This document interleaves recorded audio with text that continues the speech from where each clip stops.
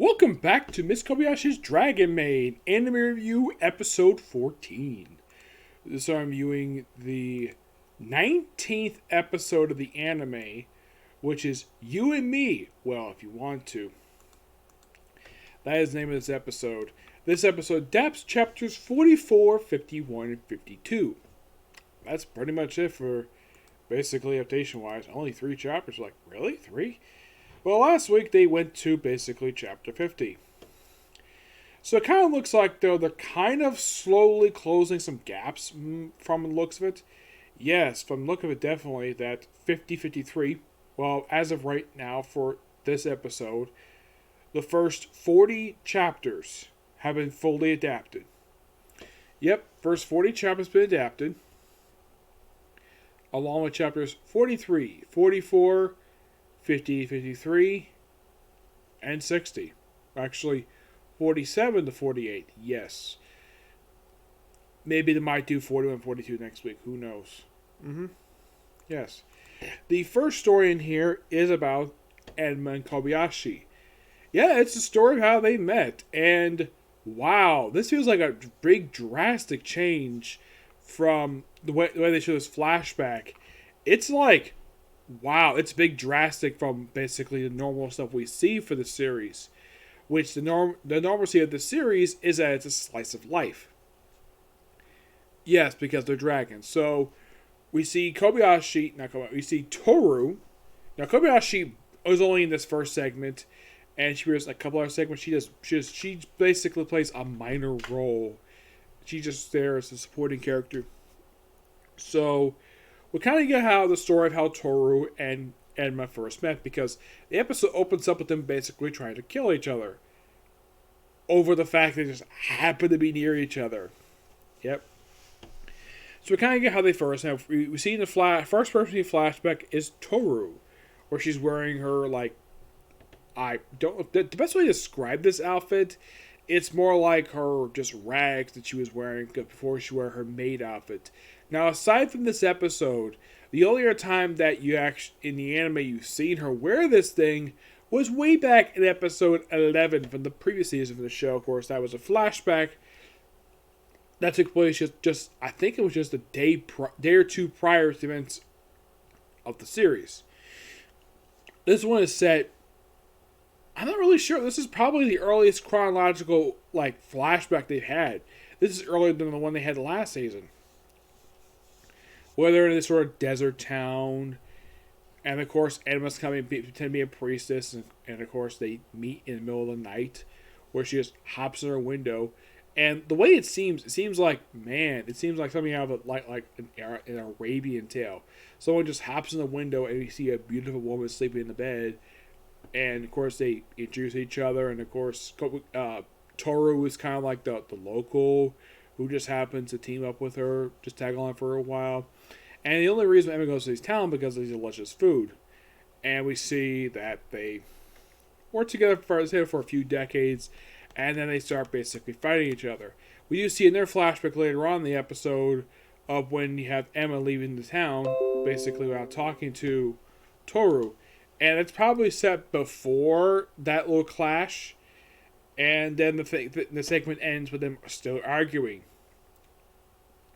I gotta say, the flashback is actually really good. It's almost like you can kind of forget. It's almost like you watch this thing, you just completely forget of what type of genre series this is. And then the next 2 segments are about Lulu. Yes. Now, there is, however, a slight change here. Because in the manga, we have Lulu lying near the couch. And she just sleeps on the floor.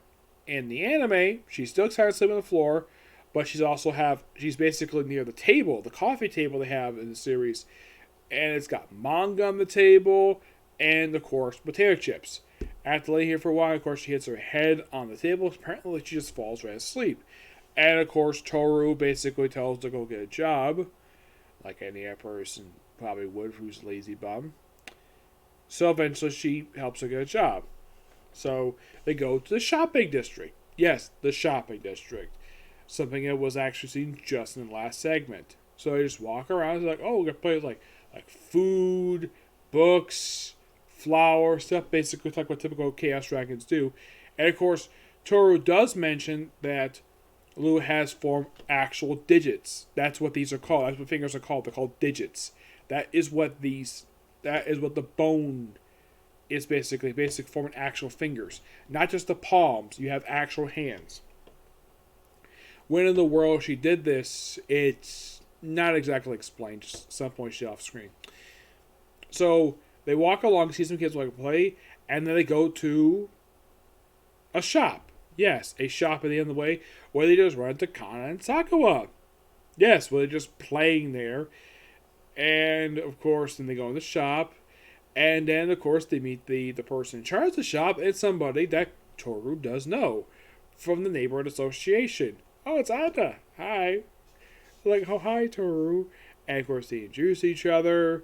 And they talk around the same age. And she just plainly asks her because, well, she's basically got a broken leg. She didn't get clothes in the shop and also hand off to her grandson. But ask Lulu Lulu asks her, can she work there? And she says, yes, we can. And of course, after they basically work there, she goes home. Kobayashi is actually pretty happy with the fact that she got herself a job, even though it's a part-time job, but yeah, it's a job at a candy shop. Yes, a candy shop, because she loves to be around kids. So we then have the very next day, we introduce another new character, a kid named Take. Yes, his name is Take. And by appearance-wise, with the red shirt and the school uniform, you probably think this is Issei from High School DxD, because it's the same exact outfit from that series. Heck, even the same hairstyle. You could mistake him for that character. I mean, appearance-wise, he looks almost exactly like him. He even does something very similar to him, where he's kind of a pervert. Where basically he's asked by his grandmother to basically give a uniform to Lulu, though he doesn't know her name. He goes to the shop and be like, oh, a girl, and of course she's got big breasts. And gives her the uniform.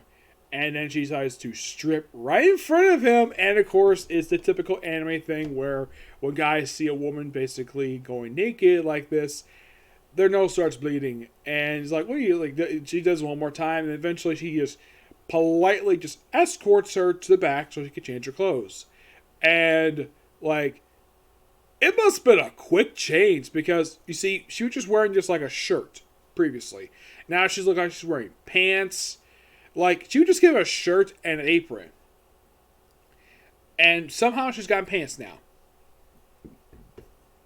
And of course she gets a chance to, well, talk to kids.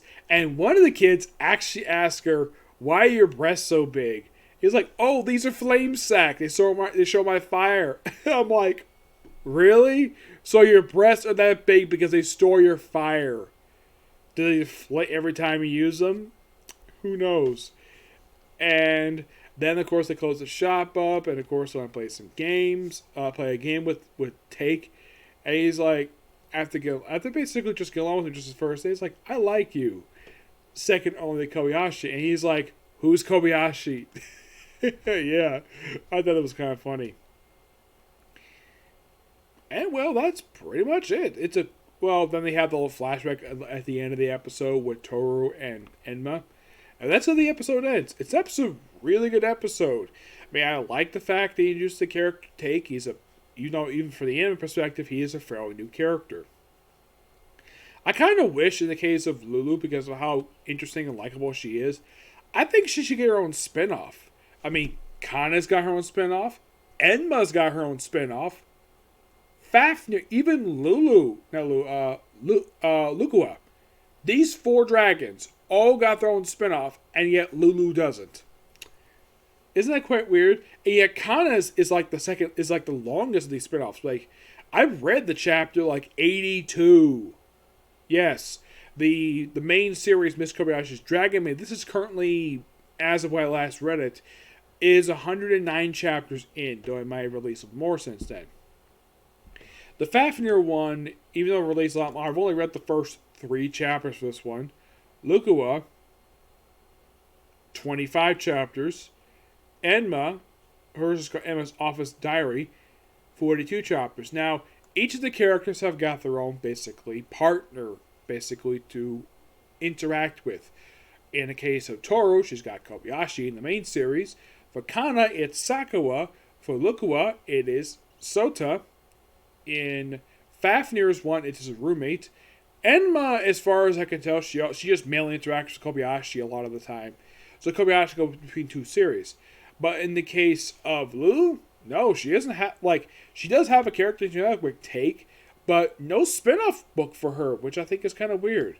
Like, you would think a character like her who is very likable, and the fact at first she was kind of a villainess, and of course, basically, when she had a second meeting with Kobayashi, turned into a guy.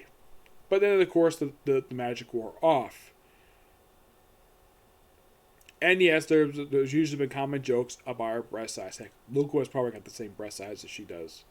Yes, I know that breasts tend to be, for the one, that exception of Kana, tend to be sort of a minor gag in this series about the dragons, about they're basically like asking their breast size. Kana's a little girl, you don't need to ask her breast size. But in the case of someone like Enma, probably could. But why am I talking breast sizes for? Well, that was a thing in like one of the episodes of the series. I think it was episode 4. I think it was, where when Kobayashi first met Lukua, he's like, okay, that's unbelievable with her breast being that huge, or Toru's breast being that, like, oh, it's D for dragon. Yeah. But that was a minor thing in one episode. I had to bring that up because it happened in the series. So you can't exactly say I made that up. Okay? So yeah, that's it for this particular review. Stay tuned next for my review of Drugstore Another World, another Slice of Life series. Yeah, that's the thing with Wednesday. 2 Slice of Life series. Like Thursday is just Shaman King. Saturday is simply like, if you look at it's basically Saturday and Sunday is the action days based for these ones. Yeah, they're all action ones. Yep. So, excuse me. So see you in the next video. Bye.